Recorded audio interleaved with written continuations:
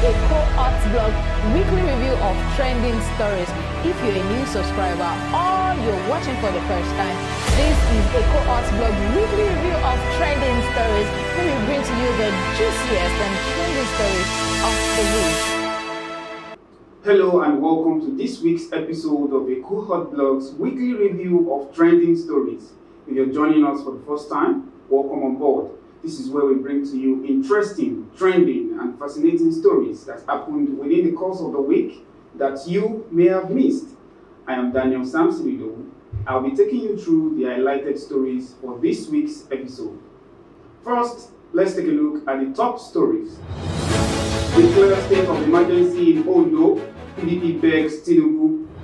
Mubarak's offense was against Tinubu, not Wike, Lanre Olayinka claims.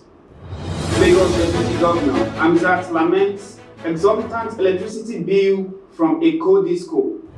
30,000 Lagosians die yearly from carbon monoxide pollution, reports revealed. Ekpelu Government Chairman Princess Surah Animashaun celebrates Minister of Education Dr. Moruf Tunji Alausa on his birthday. Masquerade performs cleansing ritual ahead of Ebi festival in Ondo, North. Deadly thunderstorm kills 69 in India. US markets are vital for global survival, White House claims. Aston Villa bow out in style as Barcelona survived Dortmund's onslaught in epic quarter-final matches. Arsenal humbles boulders Real Madrid. Inter edges Bayern to reach semi-final. DJ Kofi sparks social media debate after rejecting suitor for financial reasons. Portable avoids rearrest after Fuji star Osupa drops legal charges. Now the news in full. Declare state of emergency in Ondo, PDP begs Tinubu. The Ondo State chapter of People's Democratic Party has strongly criticized Governor Lucky Aiyedatiwa over the rising wave of insecurity across the state, accusing him of failing in his constitutional duty to protect lives and property. PDP's Director of Media and Publicity, Leye Ibabo, said criminal elements now operates freely in many parts of the state without any resistance, with over 50 residents reportedly killed in the last 1 month alone. The party cannot, in all honesty, find reasons why such assailants could operate without any form of resistance for months running in a state where there is said to be a valid government in place, the statement read. Igbabo cited Section 14, 2B of the 1999 Constitution as amended, which places the responsibility of securing the lives and property of citizens squarely on the shoulders of the government. According to him, Governor Aiyedatiwa has failed woefully in this regard. It is heart-wrenching to note that in less than 1 month, about 50 persons have been gruesomely massacred in various settlements within the state, Igbabo said. These killings are one too many and indicative of helplessness, hopelessness, and a huge compromise on the part of those in power, he concluded. The PDP media spokesperson further warned that unless urgent steps are taken, Ondo could degenerate into a slaughterhouse where bloodshed becomes normalized. The party therefore called on President Bola Tinubu to intervene by declaring a state of emergency if the governor continues to show what is perceived as a lack of capacity to restore order. Under the prevailing circumstances, the party is humbly calling on the president to consider declaring a state of emergency if the state government continues to show a lack of capacity to halt the senseless killings before Ondo and the entire southwest are turned into a slaughterhouse, where innocent blood is shed without restraint, the statement added. The call for emergency intervention comes amid growing fears among residents and criticism from civil society groups over the state's worsening security situation. Still on national news, Fubara's offense was against Tinubu, not Wike, Lanre Olayinka claims. Lanre Olayinka, the media aide to Minister of the Federal Capital Territory, Nyesom Wike, has clarified that his principal never claimed that Rivers State Governor Sim Fubara personally offended him. According to Olayinka, The true offense was against President Bola Tinubu and those who supported Fubara's emergence as governor. This clarification comes in the midst of an ongoing political crisis in Rivers State, which has resulted in a state of emergency declaration by President Tinubu. The president has suspended Governor Fubara, his deputy, and members of the state assembly, appointing a sole administrator to manage the state's affairs. Amid reconciliation efforts, former Niger Delta militant leader Tompolo called on Wike to extend forgiveness to Fubara. However, in response to this plea, Lere Olayinka emphasized that reconciliation is not the main issue at hand, given that Fubara has not acknowledged any misconduct or sought reconciliation with the FCT minister. Speaking to journalists in Abuja, Olayinka said, "The minister has never said Fubara offended him personally. What he said was simple. Fubara should govern in line with the rule of law, and he should not discard those who risked their lives and resources to make him governor." He further added that if there is anyone Fubara has offended, it is the president. You are asking a doctor to provide medicine, but the person who is sick has not agreed to take it. What then happens? Olayinka questions. Olayinka further questions the basis of the forgiveness appeals, stressing that forgiveness only comes into play when an individual acknowledges wrongdoing and seeks pardon. As Christians, let's not assume there is an offense where none has been admitted. You can't forgive someone who hasn't even approached you seeking forgiveness, he said. The political tension in Rivers State continues to dominate national discourse as efforts to broker peace among the warring factions drags on. Up next is Lagos news. Lagos State Deputy Governor Dr. Kadri Obafemi Hamzat has expressed his frustration over an exorbitant electricity bill issued to his official residence by the power distribution company, Ekohotblog. Speaking at a roundtable event in Victoria Island on Monday, Hamzat disclosed his electricity bill skyrocketed from 2.7 million in March to an astonishing 29 million in April. Despite having paid for a prepaid meter, Hamzat claims the Ekohotblog has made it challenging for him to transition from estimated billing to a metered system. "I bought a meter so I won't keep getting estimated bills, but converting it has been a serious challenge," Hamzat lamented. He described the situation as a reflection of the widespread suffering among Lagosians due to overbilling, citing an example of a resident in Surulere's Koka-Aguda area who received a 2.8 million electricity bill, more than his 2 million annual rent.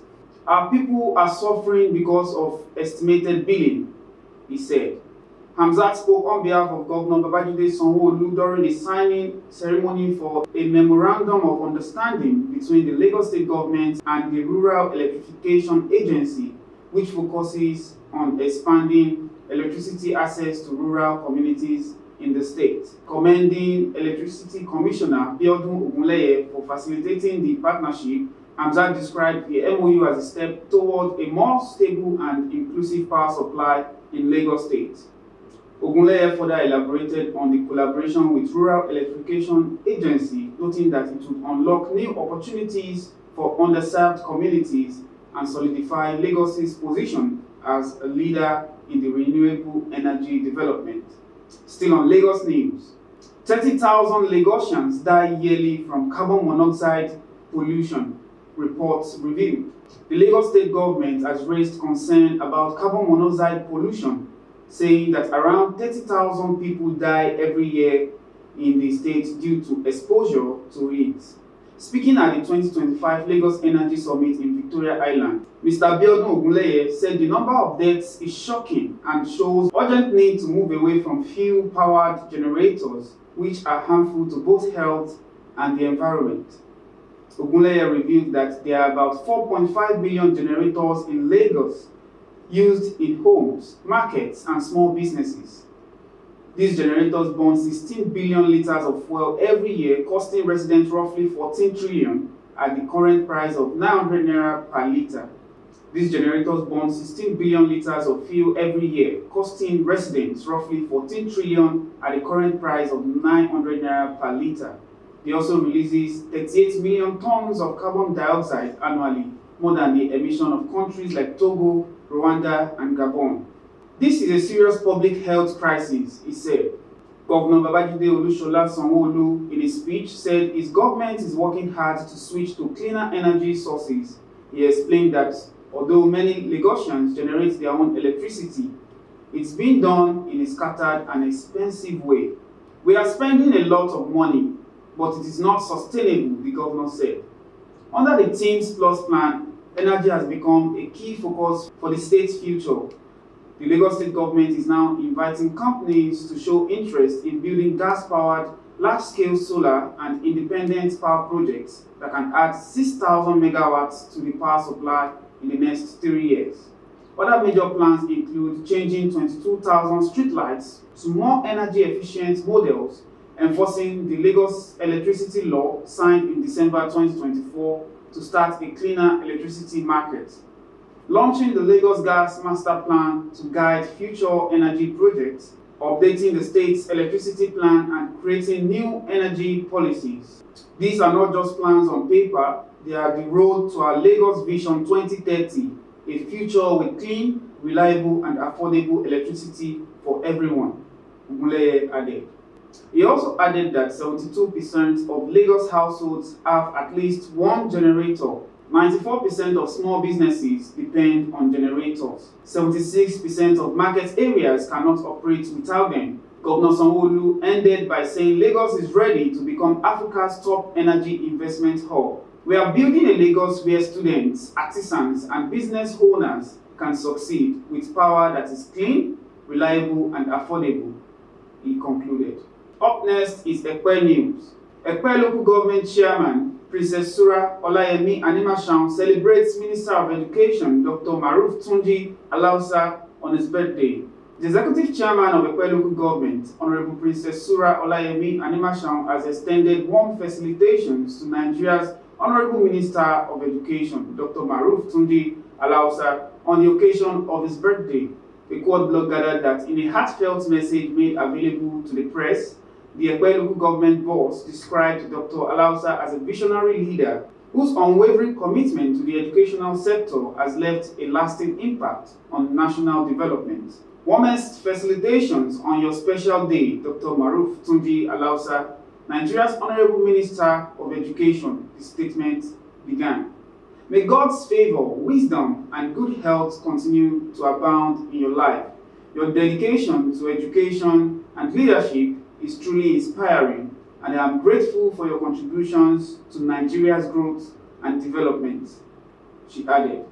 Princess Surah praised Dr. Alausa's efforts towards policy reforms, improved access to quality education, and his commitment to uplifting future generations through learning. As you celebrate another year of life, I wish you a joyous birthday surrounded by loved ones, happiness, and fulfillment.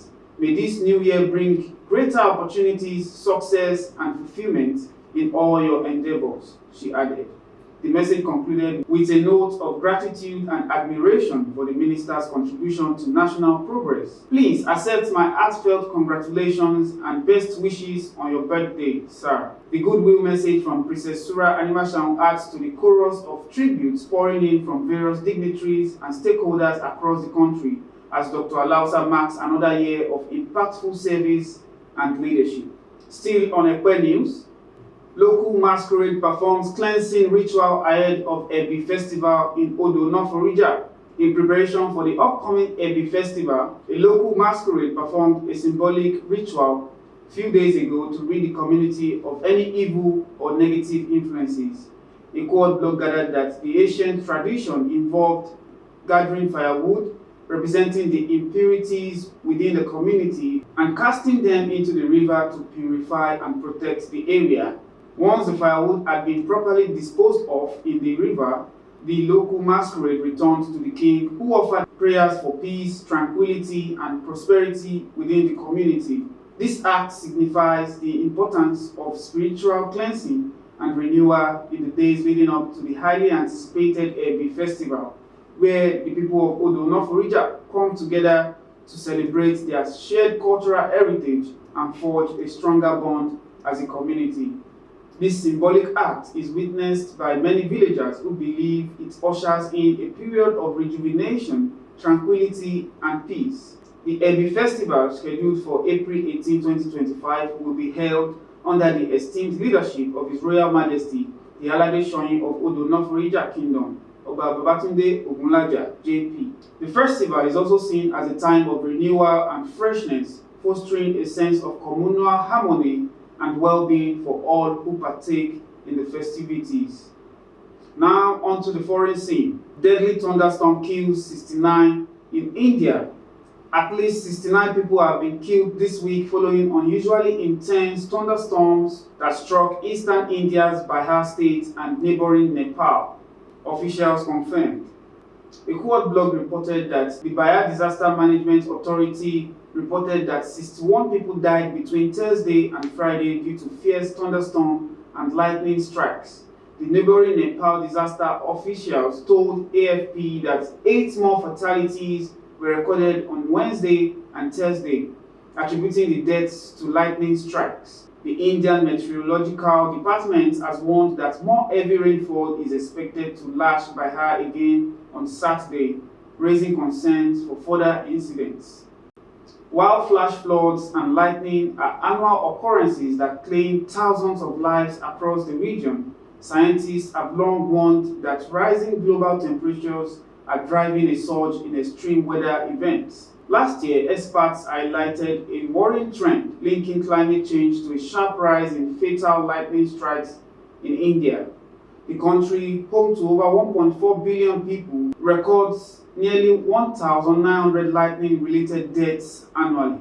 Research led by Mohan University in Odisha revealed that lightning strikes caused 101,309 deaths between 1967 and 2020, with fatalities surging significantly between 2010 and 2020. Still on foreign news, US markets are vital for global survival, White House claims. The White House has said that many countries are depending on the United States to grow and survive economically.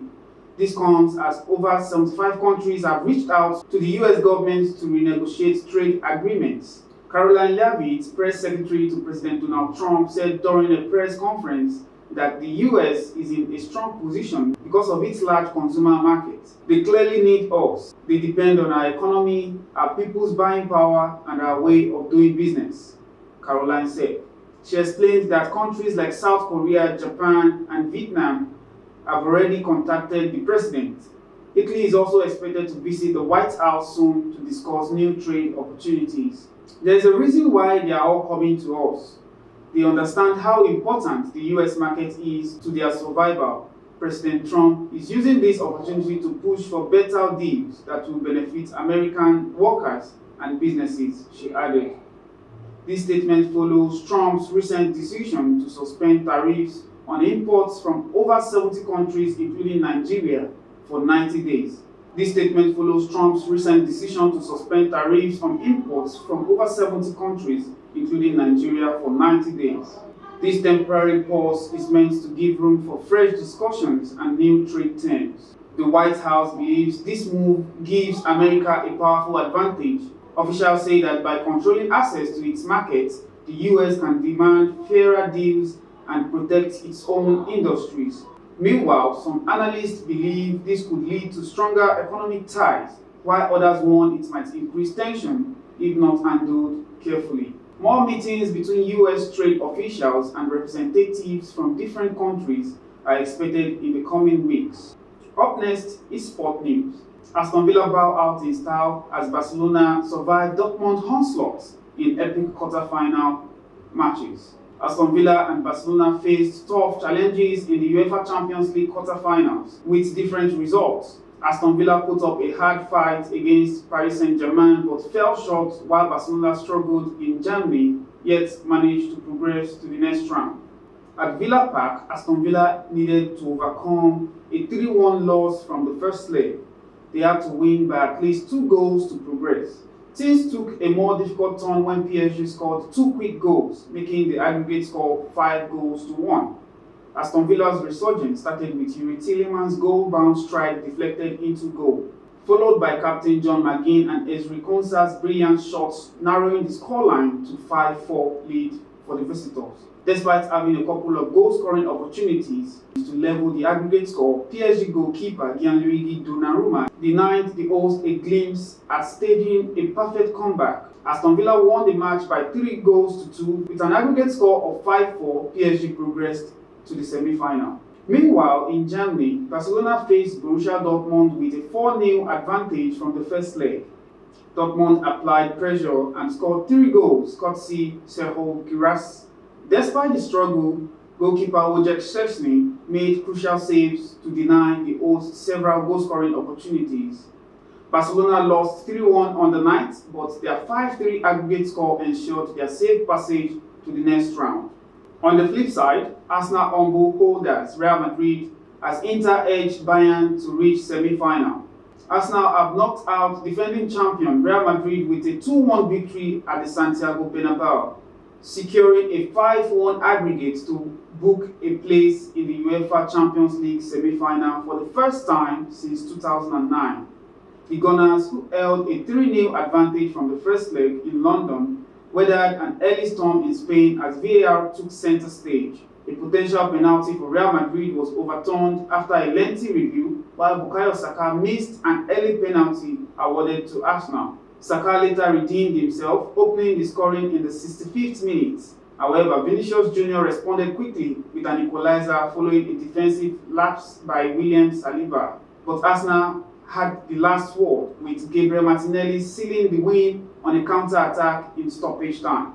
Real Madrid's exit marks their first failure to reach the last 4 since 2020, despite winning the competition twice in the last 3 seasons. Head coach Carlo Ancelotti admitted the team gave their all but were outclassed by a well-organized Arsenal side. It could be that the club decides to change coach this year.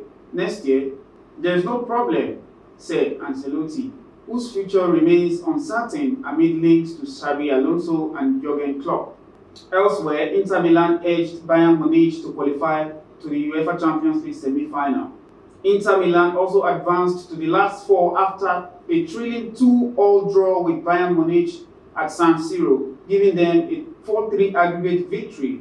Harry Kane scored first for Bayern, but Lautaro Martinez and Benjamin Pavard struck back for Inter. Eric Dyer's goal set up a tense stoppage time drama, but the Serie A leaders held firm to book a semi-final clash with Barcelona. With Arsenal, PSG, Barcelona and Inter Milan in the last 4, Europe's elite competition is set for a dramatic conclusion. Now let's take a look at what's buzzing in the world of showbiz and entertainment. DJ Cuppy sparks social media debate after rejecting suitor for financial reasons. Nigerian disc jockey and billionaire daughter Florence Otedola, popularly known as DJ Cuppy, recently sparked online reactions after rejecting a suitor who expressed interest in her despite being financially unstable. Ekohotblog reported that this comes after Cuppy, now in her 30s, had publicly voiced a desire to settle down with a partner and prayed for a good Christian husband. The unnamed suitor approached DJ Cuppy through direct messages, offering his love while admitting his current financial instability. The man said, "I'm not financially stable, but I love to be your boyfriend and treat you like the sweet and wonderful queen you are. Please think about it. I love you." However, the billionaire daughter declined his advances, asserting that while his thoughts are appreciated, financial responsibilities must also be considered. In response, she said, "The thoughts definitely counts. Unfortunately, so do bills." This interaction between DJ Cuppy and her suitor has generated varied responses from social media users, with some criticizing her for prioritizing money over genuine connection, while others support her decision, noting the importance of financial stability in a relationship. If you are financially stable as a lady, never settle for less. Never trust the loyalty of a broke man. If anybody comes for me, I will return the energy to his or her parents, an ex-user tweeted. "At least you shoot your shot, now just say your game caught," another said. "Your papa gets money. What are you doing with financial stable suitor?" Another question. Another ex-user also reacted, saying, "If rich man pikin dey tax bill, who be me? Alright, still on entertainment news, Portable avoids rearrest after Fuji star Osupa drops legal charges. The court granted Portable bail on Monday, requiring 1 million naira and 2 sureties, including a landowner in the government reserved area and a senior member of the Performing Musician Association of Nigeria. However, he couldn't meet these terms and was remanded in the Okekura Federal Correctional Facility. Relief came on Tuesday when Osupa, through his lawyer, filed to withdraw the case after interventions from industry stakeholders. He also warned Portable to refrain from further defamatory remarks or actions. Meanwhile, Portable was also on the verge of being rearrested over a separate issue involving a 6.3 million payment he received for a performance at Starwood Hotel's event, which he allegedly failed to deliver. The hotel's managing director stated that despite having grounds and documents for rearrest, he refrained due to Osupa's personal flair for peace. According to the complaint, Portable was contracted on July 22, 2024 to perform at Kwara Tampan Fiesta on September 29, 2024. Although he arrived over 16 hours late, he reportedly left the hotel without performing, leading to financial losses and emotional distress for the organizers. The petitioners are seeking investigation and a refund of the payment. Portable has a history of run-ins with the law. In February 2025, he turned himself in after allegedly leading an attack on government officials in Ondo State. He was declared wanted and remained in hiding before surrendering in Lagos. In May 2024, he was arrested over unpaid debts linking to 27 million G-Wagon purchase. Video online showed him attempting to evade arrest by jumping a gate. In March 2023, he was arrested after ignoring police summons related to an alleged assault on his bar in Ondo State. He was later released on bail after a court appearance. And that's a wrap on this week's episode of Ekohotblog's weekly review of trending stories. Do not forget to subscribe and turn on the notification bell to always get notified. Which of the news is most astonishing to you? Tell us in the comment section below. I am Daniel Samson Idowu. Till next time, stay safe and healthy.